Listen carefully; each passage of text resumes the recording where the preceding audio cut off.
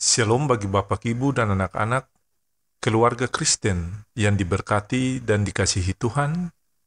Salam jumpa dalam santapan harian keluarga di hari ini. Damai sejahtera dalam Tuhan Yesus Kristus dan sukacita Roh Kudus melimpah senantiasa dalam hati dan kehidupan keluarga Kristen yang terkasih. Mari kita berdoa sebelum mendengarkan firman Tuhan. Ya Aba, ya Bapa, ya Tuhan Yesus firman yang hidup, kami mohon terangilah hati kami dengan Roh Kudus, agar kami dapat mengerti kehendak Tuhan melalui firman-Mu saat ini, dan melakukannya dalam kehidupan kami.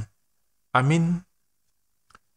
Keluarga Kristen yang diberkati Tuhan, bacaan firman Tuhan di saat ini terambil dari Yohanes pasal 4, ayat 48-54.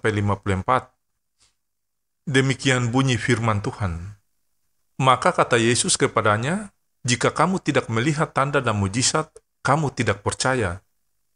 Pegawai istana itu berkata kepadanya, "Tuhan, datanglah sebelum anakku mati."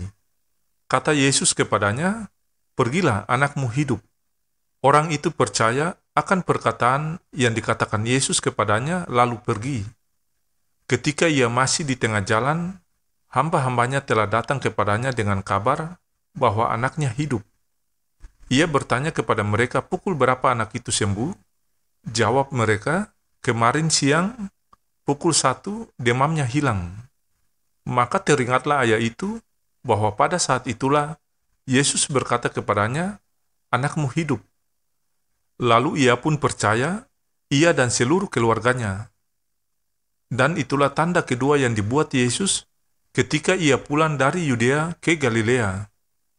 Demikianlah sabda firman Tuhan di saat ini. Tetapi hendaklah kamu menjadi pelaku firman dan bukan hanya pendengar saja, sebab jika tidak demikian, kamu menipu diri sendiri. Amin. Bapak, Ibu, dan anak-anak, keluarga Kristen yang diberkati dan dikasihi Tuhan, judul santapan harian keluarga di hari ini, berjuang untuk hak hidup anak. Keluarga Kristen yang dikasihi Tuhan, anak adalah objek kasih orang tua yang berhak memperoleh perlindungan, pendampingan, kasih sayang, dan pemeliharaan.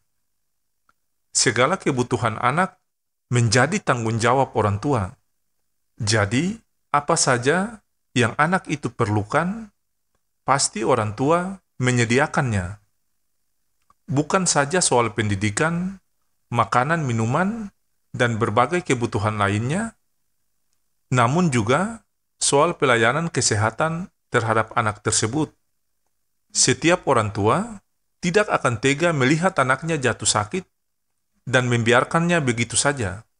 Pasti ada perjuangan untuk kesembuhan anaknya. Bapak, Ibu, dan anak-anak, keluarga Kristen yang diberkati Tuhan, sebuah kisah nyata yang saya alami ketika berada di rumah singgah GPM, Jalan Tambak, Menteng, Jakarta Pusat. Di sana saya berjumpa dengan Ibu Eti yang berjuang untuk kesembuhan anak perempuannya yang bernama Keren. Dari kota Ambon sampai ke Jakarta, Ibu Eti berharap adanya pertolongan Tuhan melalui tim medis di rumah sakit. Keluarga Kristen yang dikasihi Tuhan, ya, semua orang tua pasti mengingini hal yang sama dengan Ibu Eti.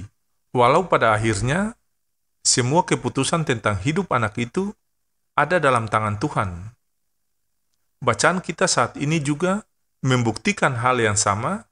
Seorang ayah yang merupakan pegawai istana juga berjuang demi memperoleh kesembuhan anaknya. Harapan untuk kesembuhan anaknya adalah pergi untuk menjumpai Yesus, dan Yesus pun menyembuhkan anaknya.